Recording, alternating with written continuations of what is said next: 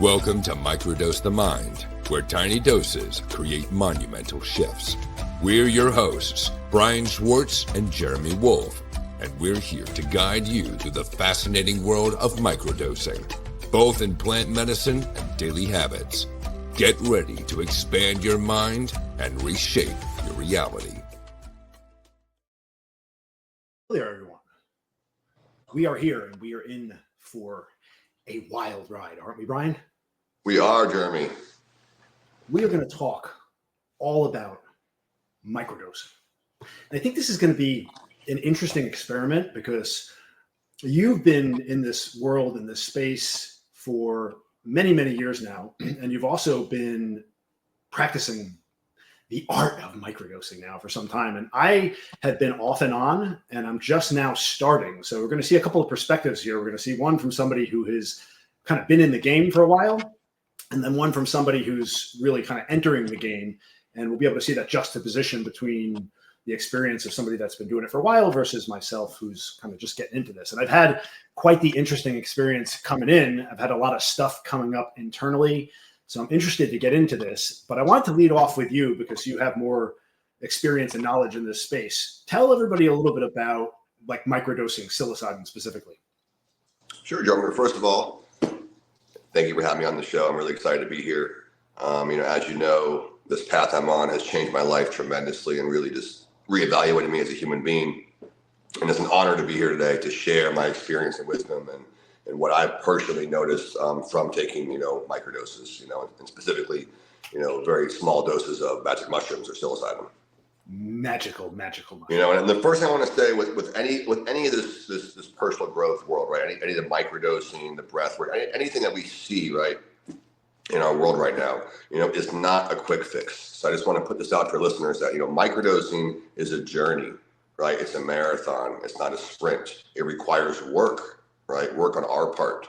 The microdoses and the medicine only do half the work. The other half the work is required by us. So I want to put that out there because it's a misconception that, I take this little microdose and I'm going to feel great. It'll change your world forever. It'll change your world. It'll open your consciousness. Just take your reality every day. Oh shit! You know what I just realized, brother? My audio quality is going to be trash because my mic is like 3 feet away from me. Hold on a second. Okay. Well, keep going. Keep talking. Oh, wait, but before you go any further, I just want to let everybody know, we are not doctors. We are, take this information with a grain of salt or a whole bunch of grains of psilocybin, but don't take it to the bank because we are just talking here. We're just having conversations. Obviously, you want to go into this stuff responsibly and you want to do your own research. So little disclaimer for everybody there. Well said, Jeremy. Well said. Yes. I often say things well. And you are a master with the mic and a master with your words. All right. Now we got some audio here. All right. I can hear you, brother. You can hear me better now. It's like I just took a microdose and my hearing went from subpar to fucking incredible. Fucking incredible. Well, it does do that, right? It heightens the senses, they say. It expands our consciousness. It opens up our reality. It allows us to feel deeper.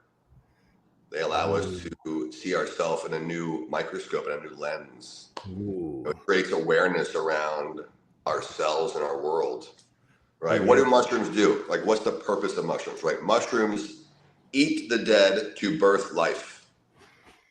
Mushrooms eat the dead to birth life? Yes, they eat the decaying matter in the woods, right? The trees, the grass, the animal. The mycelium forms a network over these beings, and they put fruits out from the earth that came from a decaying corpse or a dead tree. Well, guess what they do to you as a human being, right? They allow us to look at the things in ourselves that are dying, that aren't serving us anymore, that need to go. The things that we hold on to, beliefs that don't serve us. Maybe it's a pattern or a habit or a way of communication.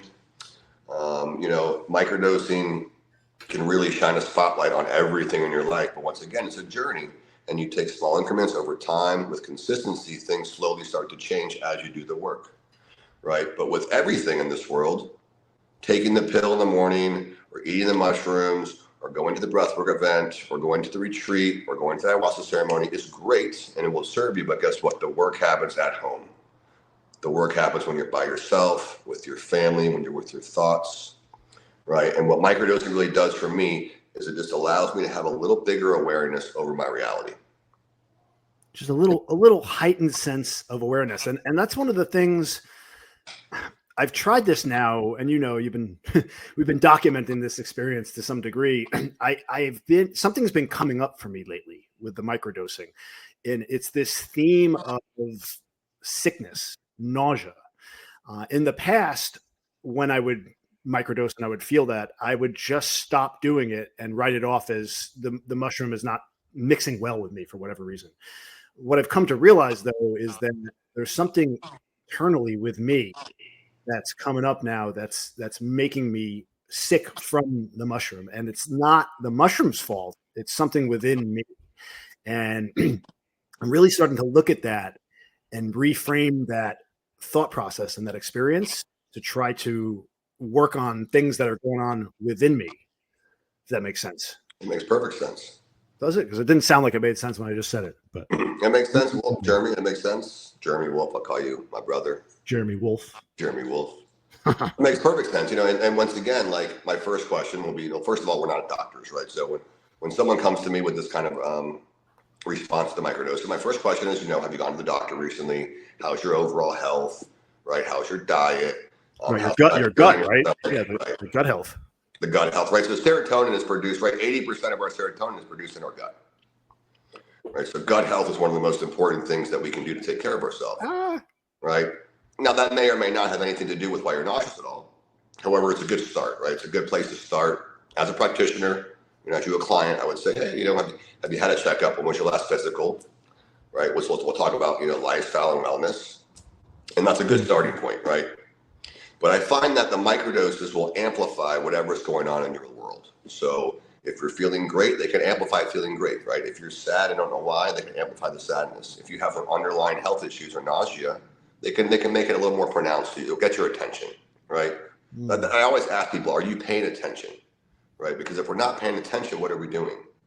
We're taking a sacred sacrament, right, with thousands of years of knowledge and wisdom. Even though it's a microdose in a little small, subpar dose, we are ingesting this in our body, So are we paying attention to what the medicine is teaching us? So you may I'm paying attention. How do I pay attention? Right. Well, I've been paying attention. Something that's been instrumental for me lately is I've been going through it. I'm often going through it, right? But a lot of times in the past, when I was having difficult times, the way I would frame that in my mind would be such that I would question, why does it always have to be like this? Why do I have to keep doing this? Goodbye. This is getting old. This is boring. I'm done with this. This kind of story that I'm telling myself. And what I've come to learn through this journey is that the things that we're telling ourselves are so unbelievably important. So I might be going through it and having a difficult time, but I'm starting to tell myself we have this retreat upcoming this weekend. And although I'm going through it now, I'm starting to tell myself that it's because a breakthrough is coming. It's because there's a lot of bottled things that are bottled up that are coming out. They're coming to the surface. And I'm going to go into this experience with an intention to clear a lot of this. And I feel like on the other side of that, there's going to be an incredibly insightful, powerful experience that's going to transform me further down the pathway on this journey. And I think it's so important to have that mindset and to really believe that when you're struggling, you're going through something, there's a reason why that's happening. And it's because you're on the verge of a breakthrough, or something good is going to happen. And maybe there is something good that's happening. Maybe there's not something good that's going to happen. But I'd argue to say that just telling yourself and having that mentality is going to increase the likelihood that something good will happen. What say you, sir? And right, you are doing right. So when we microdose, it's a ritual, right? We're taking this as a ritual. We're setting an intention. And oftentimes, things get worse before they get better. However, having a positive mindset doesn't hurt, right? So, example, let's just say we go to the retreat, you have this major breakthrough. Guess what the breakthrough is, right? The breakthrough might be you have a parasite in your stomach causing nausea, right? Just hypothetically speaking, that's the breakthrough, right? Well, guess what? You're much better off going to the weekend with a positive mindset, thinking that a breakthrough's going to happen, to find out you have a parasite than not, right? It may be something else, but no matter what it is, that mindset going into the weekend, into our experience, will definitely help dictate the outcome. Now, in our experience, we know that oftentimes things do get worse before they get better. So how do we translate all? So this is the thing that was difficult for me in terms of microdosing and starting up for 3 or 4 days. I found that this feeling of sickness that I was getting, it was kind of feeding into my general malaise about leaning into uncomfortable work that I have to do. Like if things need to get done, whatever it is, whether I need to clean the house, whether I need to do something for production, whether I need to go out and cold call, whatever I need to do, that feeling that I was getting from the microdose was kind of feeding into that and amplifying that feeling of uncomfortability and anxiety. So I was getting not only a little sick and nauseous, but also feeling a heightened sense of anxiety, which from what I understand, the microdosing is supposed to help with all of that. And I thought that maybe if I just did it consistently for enough time, I would get used to that feeling, but it kept coming up. So I actually took a little bit more of a microdose. I took probably like a gram the other day, and it basically heightened that feeling even further, but the experience was very introspective. And I drew a lot out of the experience, but I felt myself very, very nauseous throughout the whole process. So I'm curious what I can do. Is this something that it doesn't feel like this is going to go away by just doing it more and more and more? It feels like I need to figure out what it is internally that's causing this. So like, where do I go from here? We've been talking about this, but what can I do to continue this journey in order to get past this chronic nausea that I'm getting? Sure. Well, the first thing I want to tell you is lots of combo to all the listeners, right? This is why it is so important to have a support group or a microdose coach when embarking on a microdose journey for this exact reason, right? I have lots of clients take a microdose and they follow up with me with a question, right? How come I'm feeling this way? What can I do to change how I'm feeling, right? What do I need to do to feel better, right? So with any new practice, right, we want to journal, right? We want to use these tools that we know on how to interpret what we're feeling. So my first question to you is, are you journaling when you microdose? Are you journaling what's coming up for me? Am I journaling? So that's another thing. It just goes back to this whole idea of daily habits and microdosing the mind with, whether be it psilocybin or whatever it is that you're going to do, exercise, diet. It all goes back to this idea of consistency. And when you ask me, have I been journaling? Yeah, I have, but not consistently. And there's a fine line between beating yourself up over that and giving yourself some credit for actually doing it. Because I have written down my thoughts and I have done this, but it just goes back to for whatever reason I have a hard time doing it consistently. So yeah, that's where I'm at.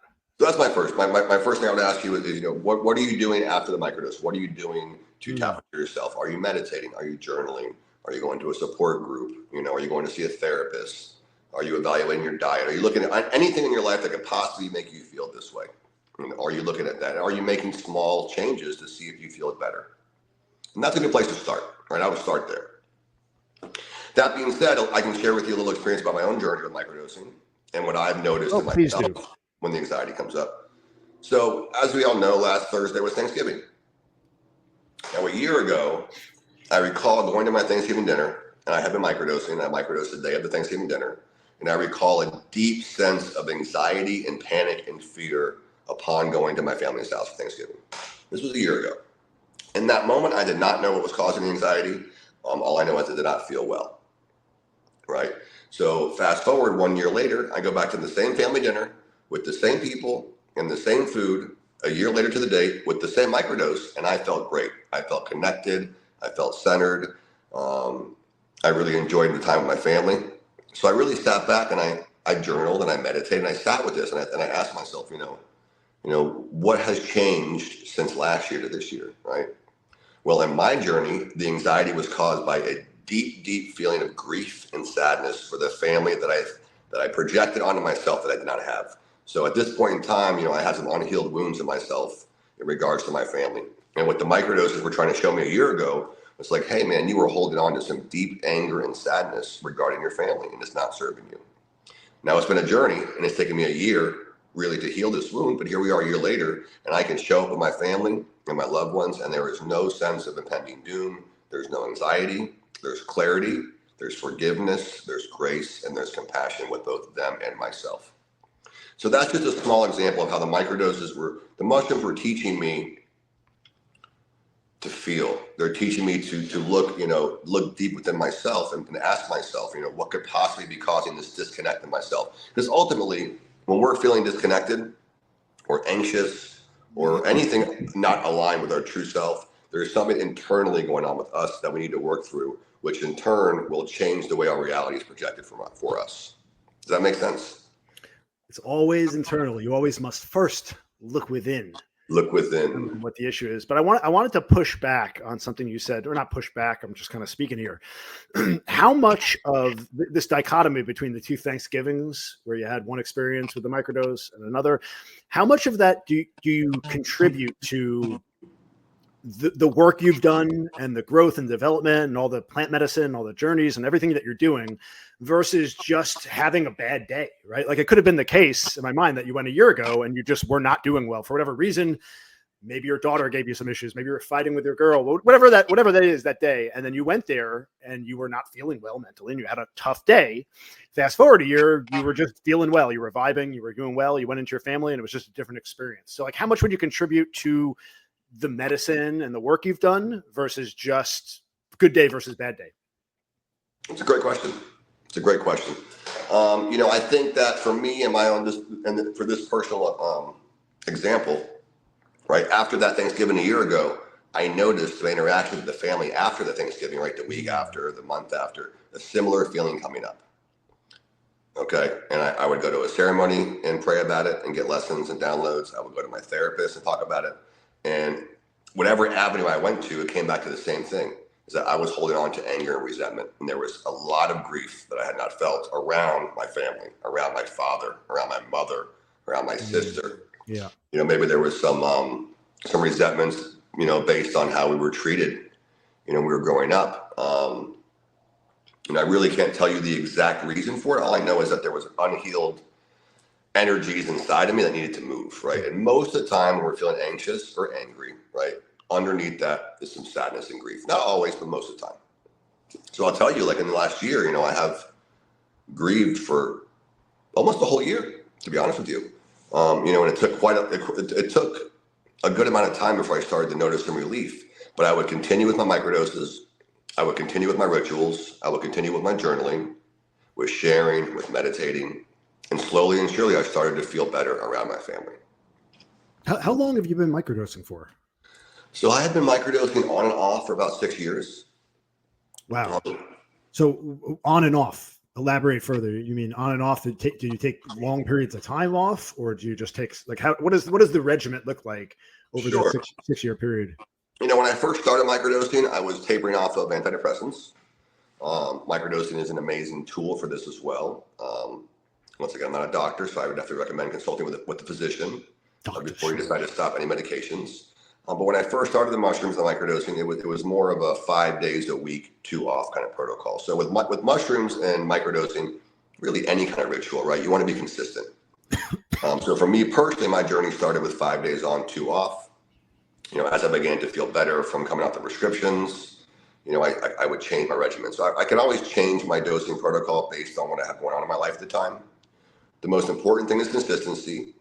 And I recommend either 2, 3, 4, or 5 days a week, taking days off. And the reason why the days off is so important is because the mycelium and the mushrooms are creating new neural pathways in our brain.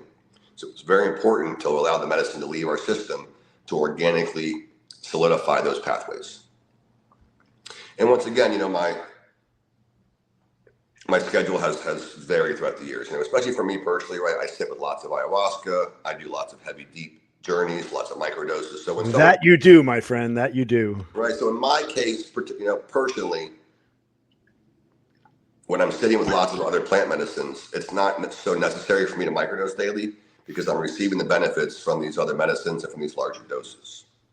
Okay. So to answer your question, the more active I am in ceremonies, the less frequently I'm microdosing. So my microdosing protocol may look like 2 days a week on a month where I have ceremonies, as opposed to 4 or 5 days a week on a month when I have nothing going on.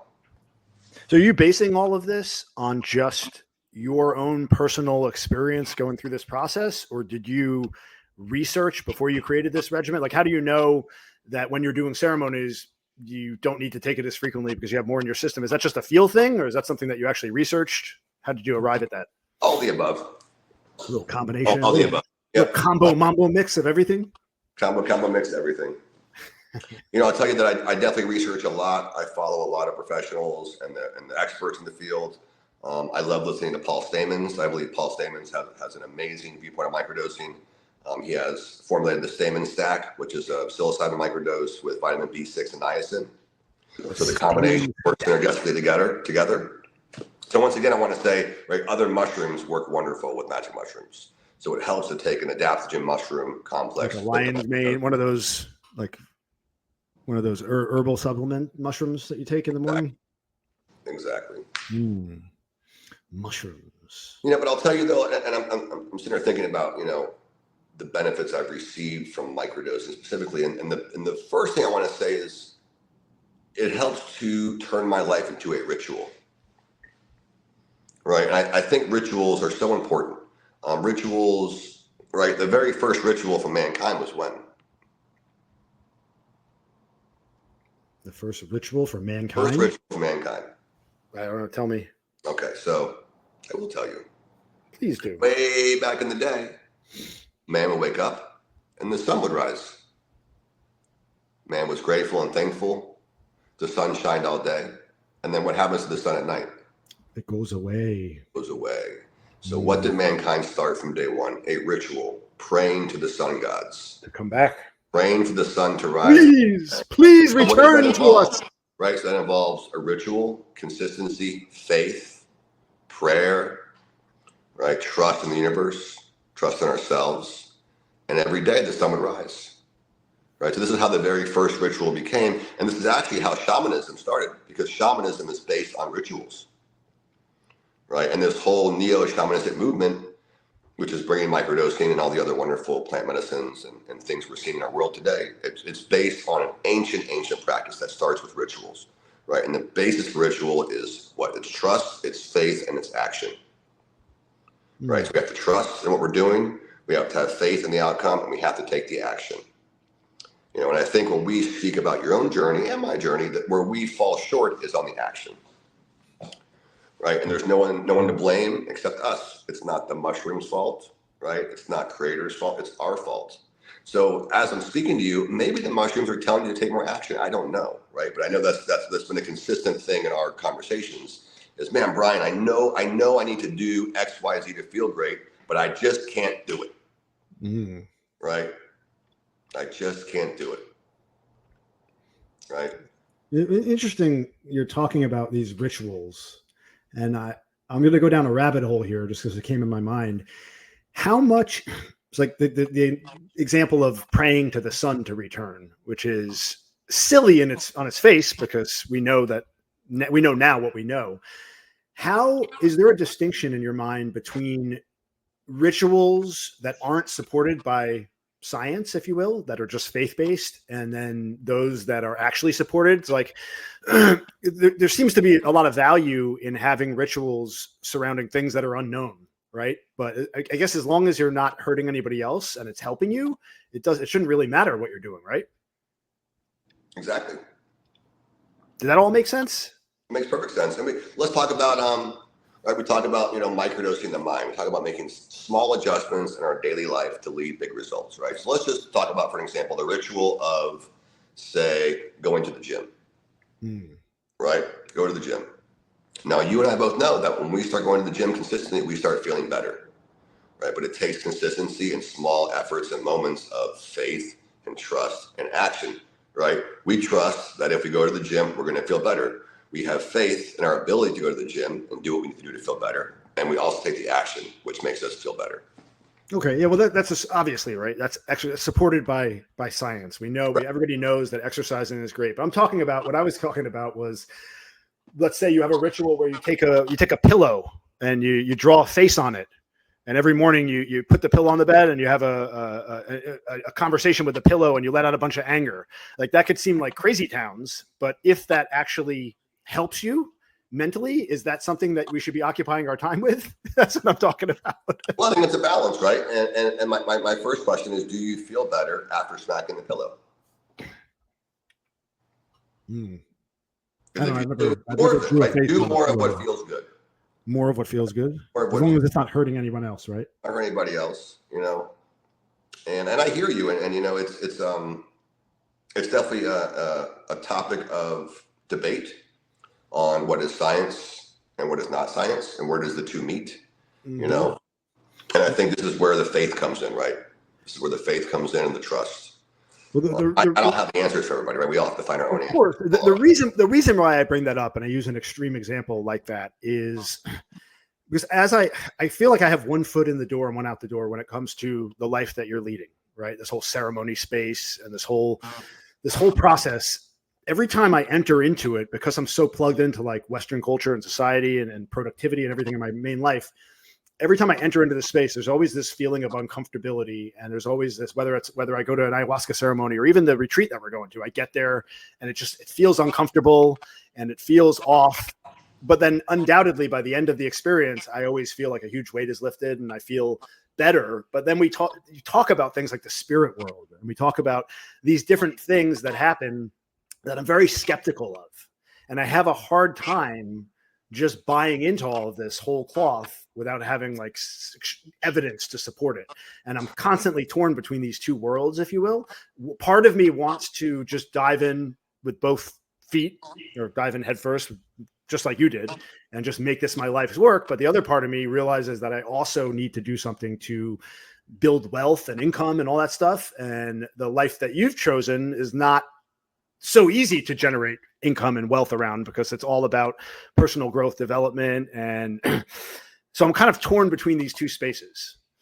What say you about that? Give me some guidance here, Schwartzy.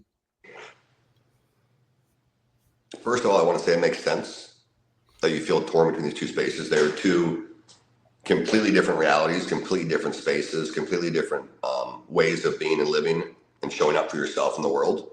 So, when you're not used to showing up in a ceremony setting and being around people you don't know and strangers and becoming very vulnerable, sure, there may be a sense of, man, this is scary. I feel scared right now, However, like you said, by the end of the ceremony, you feel great, you're socializing. And I think after I've been watching you grow through these ceremonies, every time you're getting a little bit better. Mm-hmm. And I think that's really what matters, right? You're making small incremental steps to becoming the person you are meant to be.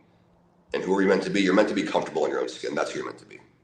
That's really the key with everything. And it doesn't matter what you're doing, whether it's the shaman life or whether it's the rat race life. It doesn't matter what life you're leading. If you're doing so via the most authentic version of yourself and you feel comfortable in your own skin with whatever it is that you're doing, whatever task you're doing, the success will come. And it just seems to happen naturally. It just seems to gravitate towards you, if you will. And that's one of the biggest challenges I've had throughout my journey, is just this roller coaster ride of being up and down. And I think that's not uncommon. Obviously, everybody experiences that. But in your own story, in your own world, you feel like you're the champion of that effort, right? You feel like your roller coaster is even higher and lower than everybody else. But in reality, everybody's going through the same shit, and it's part of life. It's part of life. And in response to your question about, making a living out of this lifestyle, right? It's a choice and a calling that we each have to have, right? And it's going to look different for everybody, right? Your lifestyle and your daily life is different than my daily life, right? Your bills are different. Your skill sets are different. Your world is different. For me, mine's been challenging, right? We both know my story. I became very, very sick from working in corporate America. So my body, even today, let me phrase this in the right way. It would not serve me and my highest good to get back to a 9-to-5 corporate job or to work in any sort of capacity that's not serving others. I'm using my wisdom, right? I've been blessed and I've been chosen, right, to share these gifts and these wisdom. It's a very difficult path. I question myself often. However, I know who I am. And I continue to take steps, in the right direction. I continue to have trust. I have my faith, and I take action.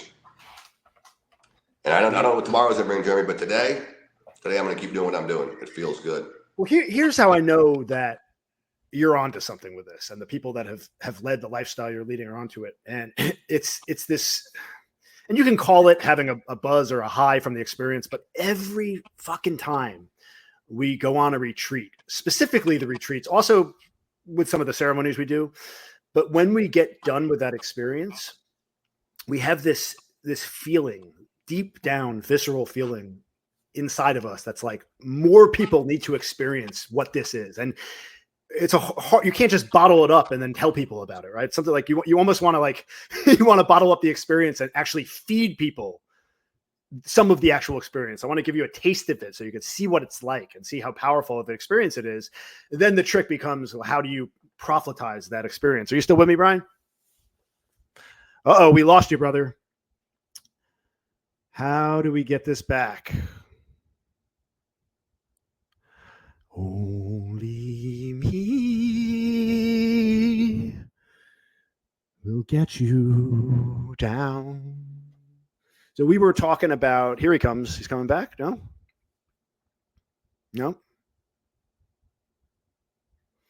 So we're talking about trying to take the experience that we have when we go on ceremony, when we do these retreats, and I think that's what we're doing right now, actually, is that this is what this platform is. We're trying to figure this stuff out, and we're trying to get the thoughts out from our head, out into the world, and get some feedback on these thoughts, and then keep going through the process, keep journeying, keep trial and error, and keep putting the thoughts out there, and keep kind of doing different iterations, and keep trying to get better and better and better, but all the while sharing this experience with others. And in doing that, so the theory goes, we should get to a place of higher enlightenedness, if that's even a thing. So we completely lost Brian. It's just me and an echo. We are going to wrap this up now because I don't like, as much as I like talking to myself, I don't know that I like talking to myself on camera. Maybe I do. I just don't know it yet. So we are signing off now. We are going on retreat this Friday. We are going to have an incredible experience. We are going to grow and grow and grow and grow. And then we're going to come back to you post-retreat, probably in about a week from now. We'll try to do it fresh off the retreat, and we'll try to give you some of the insights, some of the experiences that we had, some of the wisdom that we've gleaned, and we'll share it back with all you guys. So as we start this journey together, please, we welcome all comments. We welcome anything you want us to discuss. If you have any feedback about your own personal journey, drop it in the comments, share your thoughts, engage with us, because we want to share with you, and we want to keep this message coming at you all the time. So until next time, everyone take care, put out a great, wonderful energy into the universe. We're going to go super, super woo-woo on you right now. Keep a positive mindset. Keep telling yourself a good, positive story, and we will catch you next time. Everyone take care. Have a lovely day. Thanks for tuning in to Microdose the Mind. If you enjoyed today's episode, share it with a friend and help us spread the word about the magic of microdosing. Be sure to follow us on social media for all the latest updates and insights. And remember, while we love our tiny doses, sometimes you just need to go big. Just make sure you're in the right set and setting. Until next time, keep your mind open and ready for growth.